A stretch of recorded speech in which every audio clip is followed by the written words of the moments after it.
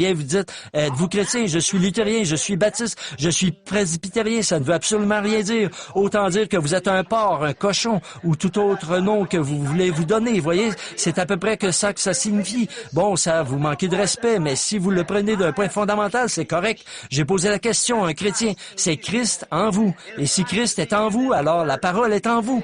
Et si la parole est en vous, quand la lumière brille, comment allez-vous vous en éloigner?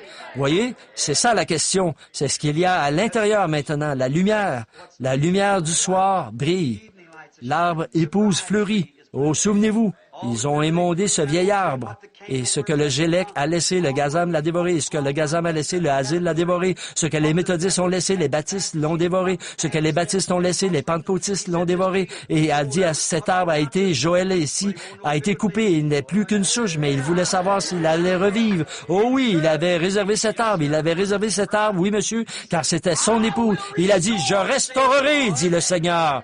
Qu'est-ce que c'est? Je restaurerai tout ce que les luthériens ont dévoré et les wesléens ont dévoré et tous ceux-là, et je vais le restaurer parce que tout est encore dans la racine de l'arbre, voyez, c'est là dans le sol, tout comme la sève qui est descendue, comme je l'ai dit à propos de la sœur, c'est ce qu'elle se trouve. Et la trompette de Dieu retentira un de ces jours et ces luthériens élus, méthodistes, baptistes, qui n'avaient rien à voir avec aucune organisation.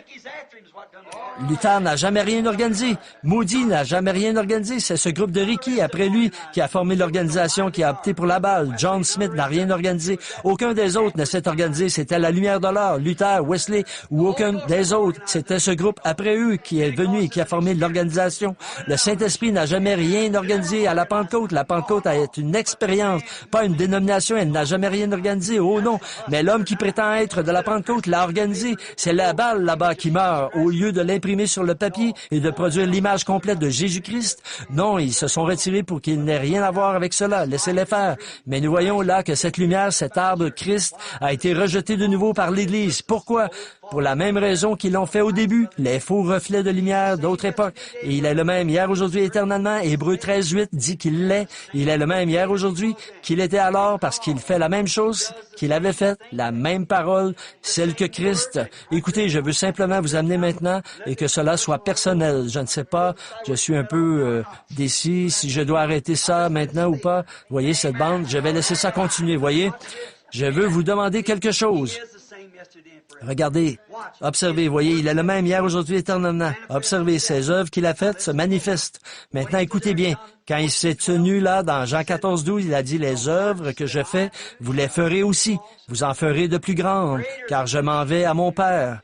Maintenant, il l'a dit, les cieux et la terre passeront, mais cette parole ne faillira jamais. Maintenant, si nous sommes tout au bout de l'âge, quand ces grandes œuvres viendront-elles? Voyez, nous y sommes, nous n'avons pas. Écoutez, si le calendrier romain est exact, il nous reste 36 ans. Tous les 2000 ans, le monde connaît sa fin. Le premier 2000 ans, il a été détruit par l'eau. Le deuxième 2000 ans, Christ est venu. C'est l'année 1964 qui vient. 36 ans. Maintenant, le calendrier astronomique égyptien dit que nous avons une différence de 17 ans. C'est 17 ans en avance sur cela, ce qui fait qu'il resterait 19 ans. Jésus a dit, l'œuvre sera abrégée à cause des élus, sinon aucune chair ne serait sauvée. Où en sommes-nous? Les œuvres que je fais, vous les ferez aussi. De la même sorte, mais plus grandes, vous les ferez. Maintenant, regardez bien, écoutez attentivement, revêtez Je prie que Dieu ouvre votre cœur et votre esprit à la compréhension, afin que vous compreniez sans que j'en dise trop ici. Remarquez, un jour, il a dit, voyons, quelques-unes des grandes œuvres qu'il a faites. Arrêtons-nous juste pour 2 d'entre elles. Réfléchissons. Une fois, il a dit, donnez-leur à manger. Ils ont répondu, nous n'avons rien. Il a dit, qu'est-ce que vous avez? Apportez-moi ce que vous avez. Ils ont répondu, nous avons 5 pains d'orge et 2 poissons. Il a dit, apportez-les à moi. Et il a pris les 5 pains d'orge originaux et a commencé à les rompre. Et à partir des originaux, il a créé du pain. Cela en a nourri 5000, pas vrai? Ensuite, il a dit, il a pris un poisson, donnez-moi le poisson. C'était un poisson au départ, et de ce poisson, il a produit un autre poisson, et un autre poisson, et a nourri 5000 personnes, pas vrai? Mais dans les derniers jours, il n'avait rien. Il a simplement parlé, et a dit, dis que ce sera là. Et c'était là. À partir de rien. Il n'a jamais eu d'écureuil. Il n'y en avait pas là-bas. Il a simplement dit qu'il y ait, et c'était là, voyez? Oh, sa parole est infaillible et elle doit s'accomplir. Je pourrais vous dire des choses qui vous ébranleraient. Vous voyez, c'est là quand il dit que c'est là. Laissez-le le dire. Vous voyez, exactement. Vous voyez, l'Est, l'Ouest, ici, est revenu à rencontrer l'Est. C'était Moïse qui a même ramassé du sable et a dit qu'il y a des puces et ainsi de suite sur la terre. Mais en ce dernier jour, il ne prend rien. Vous voyez, seulement la parole. Qu'il y ait, et c'est là. Ce qui est dit, c'est comme ça que ce sera. Je veux raconter certaines de ces choses ce soir, voyez, de ce qui est arrivé, afin que vous puissiez voir qu'il est toujours Dieu. Ces paroles ne peuvent pas. Les œuvres que je fais, vous les ferez aussi. Vous en ferez de plus grandes. J'ai pris un poisson pour créer un poisson. Vous n'avez même pas besoin d'avoir un poisson.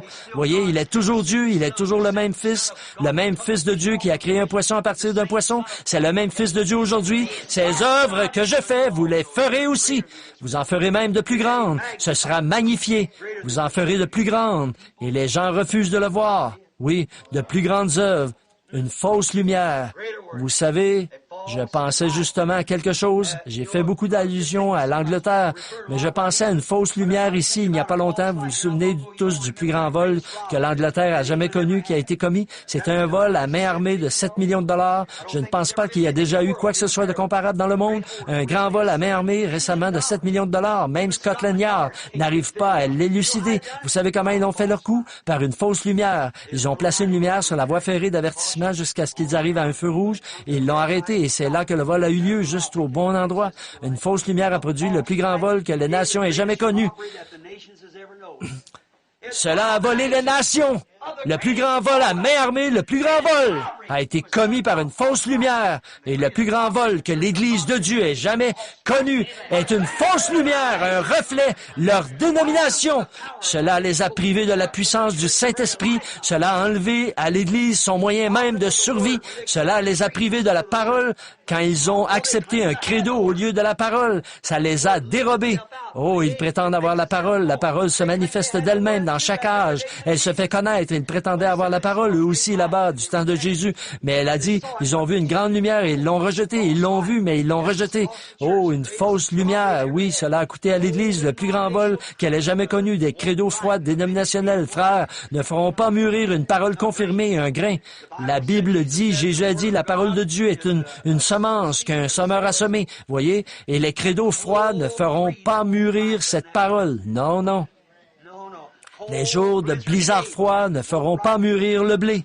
Oh non, il faut la chaleur de la lumière du soleil parce que c'était la parole parlée de Dieu pour accomplir cela. Et il faudra la parole parlée de Dieu aujourd'hui pour montrer au sein de Dieu que Jésus-Christ vit. Tout comme il l'était hier, il l'est aujourd'hui. Les credos et les dénominations ne le feront jamais. Ils sont froids et indifférents et le grain va pourrir dans le sol. Ça ne peut pas pousser dans de telles conditions.